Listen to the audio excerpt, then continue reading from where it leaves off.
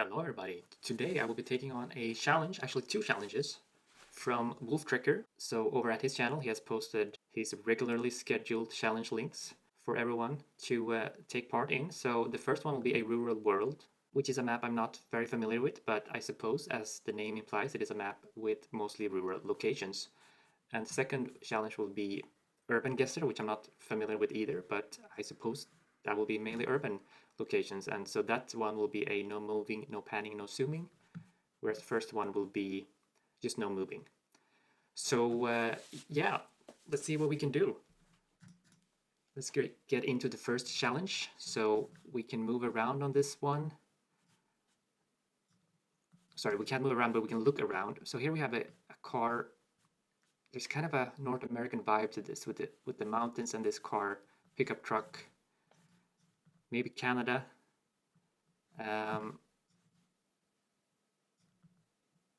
Yeah, I'm getting a Canadian vibe here. And so it should be out west here in the mountains. The Rocky Mountains, I suppose. How far do you call them Rocky Mountains? I'm not sure. Up to here perhaps? Anyhow.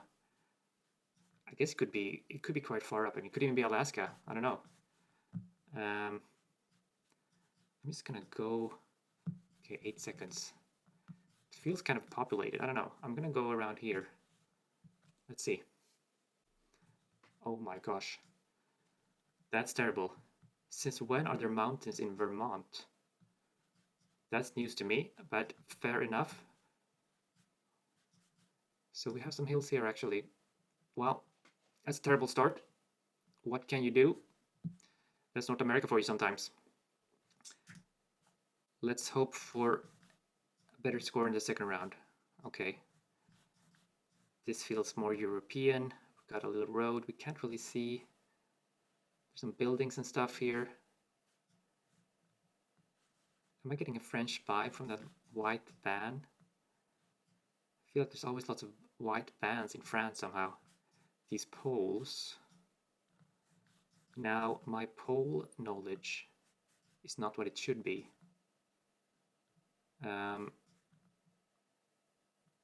Yeah, I'm getting more of a Western Europe vibe on this one rather than like Poland, Slovakia. I'm getting more of a France, Portugal vibe. I think I'll go France. Maybe just kind of around here, kind of in the middle-ish section. Yeah, why not? Let's see about this. Yeah, not so bad at all. So I'm not even familiar with this place, but it's pretty big, and we were just outside this place, so that's 4,500 points. I'm happy with that. Cannot complain. Third round. Okay, just out in the forest. Got some Christmas trees waiting to be cut down and put in your living room. I guess we're looking here at Scandinavia or Finland, Estonia, Western Russia potentially. It's a tricky one though. We don't have any kind of human civilization here to rely on really. It's a big birch tree over there. Should I go Sweden? Should I go Finland? Somehow I feel like you wouldn't really get this kind of road, this kind of footage if this was like Russia. Estonia, maybe. I think I'm gonna go Western Finland. If it's Sweden, like we still get a few points. Let's see. Yeah, okay, it was Sweden, but yeah, 4,000 points. So it's not so bad actually going Western Finland. We were just out here, not too far from Uppsala, not too far from Stockholm either. So I'm reasonably happy with that, even if it was the wrong country. 4,000 points is 4,000 points. So let's see, fourth round. Okay, so we got some funny yellow bollards that I'm not at all familiar with. Some pretty epic landscapes here. Doesn't feel Icelandic, does it? Or does it? These houses here are a little bit Icelandic. Could this be Iceland? It just feels, I don't know, too green, or I'm not sure. What else could it be though? No, I feel like this kind of hill, very Icelandic looking. And these houses over here, these hills as well. There's some more houses over there. Yeah, it has to be Iceland, I think. Getting in there, yeah, it could be anywhere. It feels kind of far from Reykjavik. I just gotta put it here. Yeah, so it was indeed Iceland. Some little place here in the middle of nowhere. So 4.5 thousand points. I'm happy with that. It took me a little while to convince myself that it was indeed Iceland, but it does have a pretty unmistakable landscape. Let's see what we can do in the final round. The first round really kind of messed up my score, but we're still on track for a decent one. If we do well here, that is. Okay, so this is a tricky one. Someone parked over here. Can't really see. Do they have an EU plate? I can't really see that. I somehow feel like this is more likely Europe than North America, but it could very well be North America, like Pennsylvania or something. Yeah, where would it be in Europe though? Poland, Slovakia, could be a lot of places. Could be a whole lot of places. Slovenia. I don't know, I just have to go. I think I'm gonna go. No, I'm gonna go Slovenia. Hope for the best. Wow. That is, well, it's a pretty insane guess, but I can't really say that it was anything but luck that I got so very close, just 30 kilometers off. So we were on some little road in the forest. But yeah, I'm happy to have picked Slovenia on that one. Definitely. That was not an easy round. So in the end, we do have a pretty decent score on this one, 18,000, despite this debacle here with the Canada guess. Canada is just too big. It's just too big. Or actually, it wasn't even Canada. It was over across the border in Vermont. But other than that, we did pretty well, I think. So yeah, European-centric. We had France, Slovenia, Iceland, and Finland. Got the wrong country, but still kind of okay. Highlight of the round, really, the Slovenia guess. I mean, I got lucky on that one, but I'm pretty happy with those guesses. So let's see how we're doing. I suspect, okay, I'm still actually number 10 as of recording, though this might change as more people play. So yeah, let's see if round one was not the only one to completely butcher that one, but quite a few people got it actually. But okay, that's the first challenge done. Let's move to the second one, Urbanguessr. So this is going to be no moving, no panning, no zooming, and with urban locations. So it's going to be more information, but we're not allowed to look around. So let's see. First round right here, very sunny. We got Uralic riding. It's very flat. Got some kind of animal crossing the street. Cat-like, dog-like, I'm not sure. Doesn't really help us anyway. Yeah, it's very flat. We don't appear to have EU plates, right? I don't think so. What are we thinking? Russia, Ukraine, probably not Bulgaria. I feel like this could be quite deep into Russia, actually. Oh, I don't know. Maybe I'll go down here. It's very flat. Cars. What do the cars look like? Well, it's kind of a mixture of old and new. It's quite a bit of commercial activity going on here. I don't know. Well, okay, maybe I'll go around here. Let's see. Okay, it was actually the Ukraine. It was actually outside Kiev, a little town here. Yeah, that's not a great start to this round either. 1.4 thousand. Let's see, second round. Okay, this immediately has that classic Kyrgyzstan vibe that we all know and love. Mountains in the distance, roads that have seen better days.